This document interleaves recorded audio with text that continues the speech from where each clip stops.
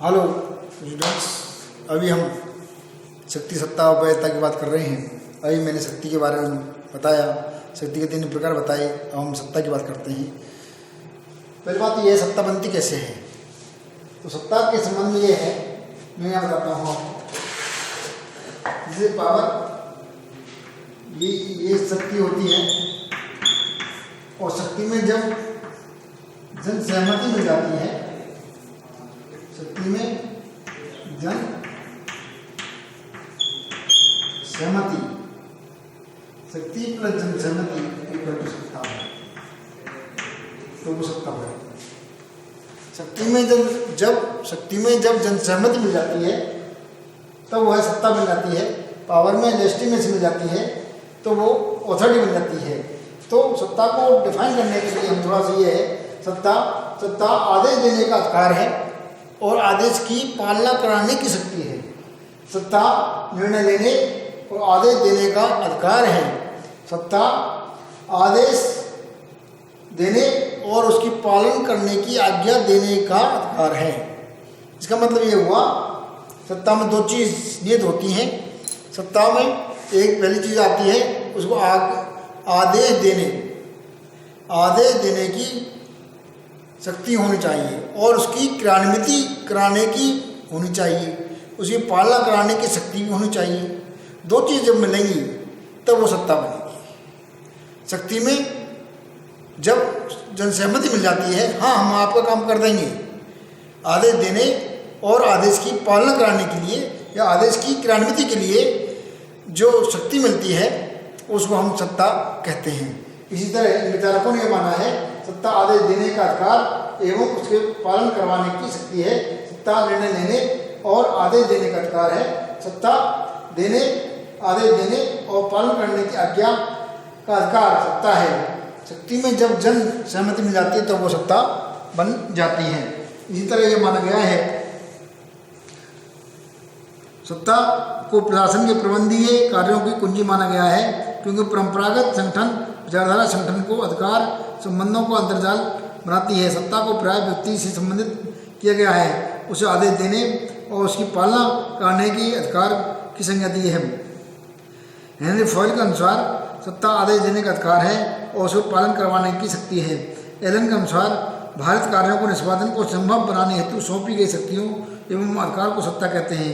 Peter Sen के अनुसार आदेश देने और उसकी पालन की आज्ञा का अधिकार सत्ता है। डेविस के अनुसार सत्ता निर्णय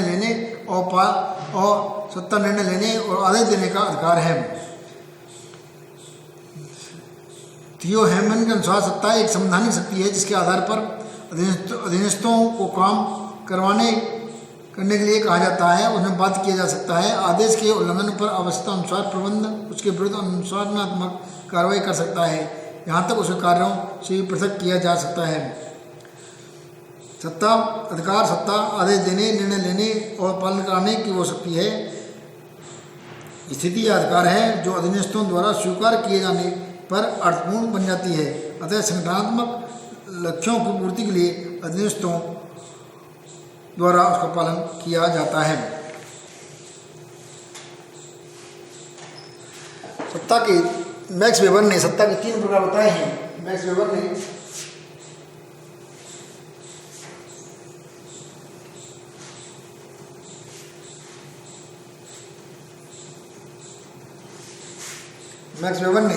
सत्ता के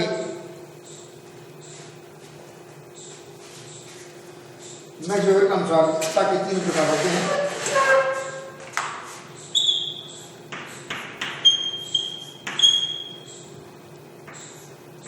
मैक्स वेबर के अनुसार सत्ता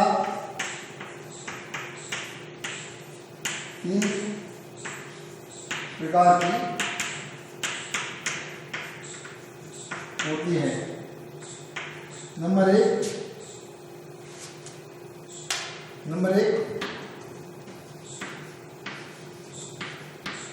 संप्रवादी सत्ता। नंबर 2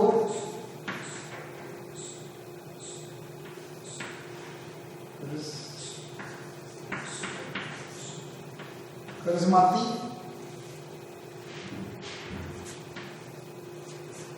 या चमत्कारी सत्ता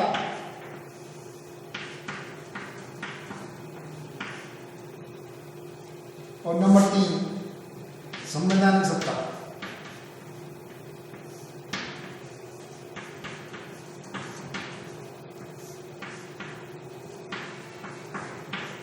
नंबर 1 परंपरावादी सत्ता, नंबर 1 परंपरावादी सत्ता, दूसरी है करिश्माती या चमत्कारी सत्ता और नंबर 3 है संवैधानिक सत्ता। यहाँ पर परंपरावादी सत्ता से तात्पर्य है सत्ता परंपरा के रूप में एक पीढ़ी से दूसरी पीढ़ी को हस्तांतरित होती चली जाती है। परंपरावादी सत्ता एक पीढ़ी से दूसरी पीढ़ी को हस्तांतरित होती चली जाती है। इस तरह जो प्राचीन काल में या अभी भी जो वंशानुगत सत्ता का हस्तांतरण होता है उसको हम परंपरावादी सत्ता के रूप में इसको मानते हैं। करिश्मावादी या चमत्कारी सत्ता कोई न कोई पर्सनैलिटी इस तरह की होती है कि उसकी सत्ता को सब लोग स्वीकार कर लेते हैं। उदाहरण के तौर पर महात्मा गांधी की में एक चमत्कारी सत्ता थी, करिश्मा की सत्ता थी और उसकी सत्ता को सब लोग स्वीकार कर लिया। उन्होंने स्वतंत्रता संग्राम में सबने उसके कहने से भाग लिया। इसी तरह बहुत सारे लोग हैं जिनके व्यक्तित्व में कुछ चमत्कारी सत्ता होती है और वह है अपने काम करवा लेती है, आपसे अपनी बात मनवा लेती है, आपको आदेश देती है और उसको पालन करवा भी देती है। संवैधानिक सत्ता से तात्पर्य है संविधान के द्वारा उसको सत्ता दी गई है, वो संवैधानिक सत्ता है। संविधान के माध्यम से जिसे सत्ता दी गई है वह संवैधानिक सत्ता के रूप में इसको हम स्वीकार कर सकते हैं। इसी तरह यह माना जा सकता है मैक्स वेबर के अनुसार यह है नौकरशाही की अवधारणा में मैक्स वेबर का नाम उल्लेखनीय है और नौकरशाही के प्रशासन में तर्कपूर्ण व्याख्या माना है। उसके अनुसार संस्थागत मानव व्यवहार में तर्कपूर्णता लाने का सर्वोत्तम साधन नौकरशाही है। मैक्स वेबर ने सत्ता के वर्गीकरण का प्रयास किया है। वेबर का नौकरशाही सिद्धांत सत्ता के सिद्धांत का ही अंग है। इस तरह से यह माना जा सकता है वेबर ने ये प्रश्न कैसे एक व्यक्ति दूसरे व्यक्ति पर प्रभुत्व जमाता है, उसके उत्तर में उन्हें प्रभुत्व का प्रयोग करते हुए तर्कसंगत और वैध होते हुए भी स्वीकार किया है। परंपरावादी सत्ता, यहाँ पर जब आम जनता और अधीनस्थ आदतन किसी शासक या वरिष्ठ अधिकारी के आदेशों की पालना करते हैं तो यह सत्ता परंपरावादी आधार होता है। इसके आदेश इसलिए वैध होते हैं क्योंकि वे किसी परंपरा पर आधारित हैं। ये परंपरा दो विशेषताएं मानी जाती हैं, रीति रिवाज पर आधारित या व्यक्तिगत सोच आचारता। जो व्यक्ति आदेश की पालन करते हैं वो उन्हें अनुयायी कहते हैं और मालिक के आदेशों को पालन व्यक्तिगत या वफादारी या सम्मानीय स्थिति होने के कारण करते हैं। सामंतवादी व्यवस्था में सत्ता का यह रूप देखने को मिलता है। आज भी धर्मगुरु, पोप, इमाम और महंतों को परंपरावादी सत्ता का प्रतीक माना जाता है। राजतंत्रात्मक शासन व्यवस्था में भी ऐसी सत्ता का रूप पाया जाता है। करिश्मावादी सत्ता, जब अधीनस्थ वरिष्ठ अधिकारी सत्ताधारी का या आम जनता नेताओं के आदेशों की इस प्रकार इस आधार पर न्यायसंगत मानते हैं उन पर सत्ताधारी का व्यक्तिगत जादुई प्रभाव है, तब उसे करिश्मावादी सत्ता कहते हैं। आम जनता नेता के निर्देशों का इसलिए पालन करती है वह उनकी अभूतपूर्व योग्यताओं और दैवीय गुणों में विश्वास करती है, न किसी पद या नियमों में। उसके अधीनस्थ अनुयायी होते हैं अपने प्रिय नेता के करिश्मा और आदर्शवादी व्यक्तित्व के कारण उसके आदेशों की पालना करते हैं। उदाहरण के लिए तीसरी दुनिया के अनेक देशों में विश्व युद्ध के बाद करिश्मावादी नेतृत्व का उदय हुआ। राष्ट्रीय आंदोलनों में लंबे समय से ऐसे देवतुल्य नेता महात्मा गांधी जैसे जनमानस में समा गए। इन्हीं कारण स्वतंत्रता प्राप्ति के बाद ऐसे नेताओं का कार्यपालिका अध्यक्ष बनाने पर उनका आदर व असाधारण प्रतिभा का प्रतीक नहीं बल्कि राष्ट्र का मसीहा माना गया। इसी तरह सुकार्नो, नेहरू, नासिर, एनक्रोना, नेरे, शेख मुजीब, जिन्ना, यूनू टोटो आदि अनेक अद्वितीय व्यक्तित्व के कारण लंबी अवधि तक राजनीतिक व्यवस्थाओं पर छाए रहे, लोगों को श्रद्धा का पात्र बने रहे। नंबर 3 आती है वैधानिक सत्ता। ये संवैधानिक सत्ता यह अधीनस्थ किसी आदेश को इस आधार पर स्वीकार करते हैं। ऐसा करना कानूनी या संवैधानिक दृष्टि से औचित्यपूर्ण है। तो इस स्थिति में सत्ता को संवैधानिक या कानूनी माना जाता है। यह सत्ता संवैधानिक नियमों के अंतर्गत धारण किए गए पद की स्थिति से संतुलित होती है।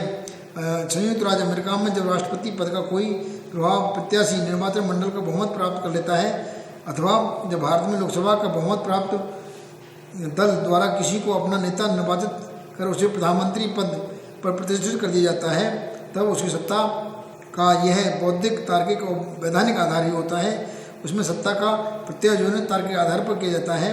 यहाँ पर वैधानिक, अधिनिष्ठ और बौद्धिक रूप से स्थापित व्यक्तिगत आदेशों के आधार पर आज्ञा पालन करते हैं। मैक्स वेबर नौकरशाही को तार्किक और वैधानिक सत्ता का प्रतिरूप मानते हैं और विधिक स्थिति या विधिक सत्ता से पोषित और समर्थित नौकरशाही का उस संगठन पर सबसे प्रभावशाली तत्व माना जाता है। इस तरह से ये आपकी सत्ता छोटे छोटे चैप्टर हैं। शक्ति, सत्ता और वैधता में तो ऐसा कुछ है नहीं। शक्ति, सत्ता और छोटे छोटे चैप्टर हैं, मैंने आपको बतलाने का प्रयास किया। ये आपका धन्यवाद।